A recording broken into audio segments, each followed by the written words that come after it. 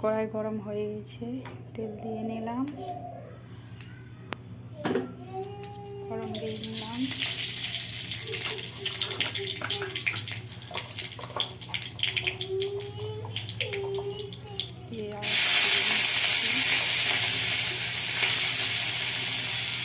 পেঁয়াজগুলো ভেজে নিলাম, এবার আলুগুলো দিয়ে দিলাম, আলুগুলো ভেজে নেব।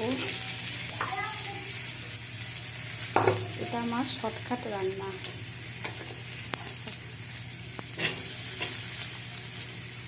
গাজরগুলো ভেজে নিলাম, ভেজে নেব গাজর, ক্যাপসিকাম।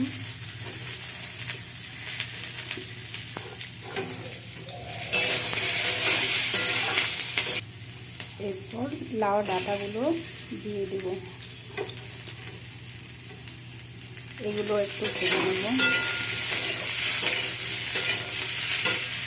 সব ভাজা হয়েছে, এবার বেগুনটা দিয়ে নিলাম। সব কিছু আরও ভালো করে একটু ভেজে নেব।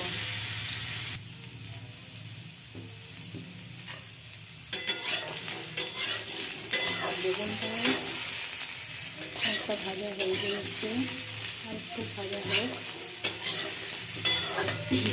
এটা এই রান্নাটা কম তেলে করা হচ্ছে, তাই আমি আর বাড়িতে খাবো বলে আমি আর বেগুন আগে থেকে তেলে ভেজে তুলে নিই, আলুও ভেজে তুলে নিই। এগুলো আলু ভেজে তুলতে হবে,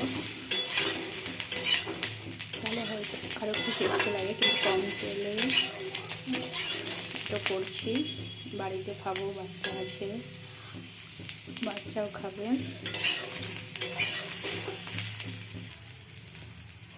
কিন্তু এরকমভাবেও কম তেলেও যে খুব খারাপ লাগে খেতে তাও না।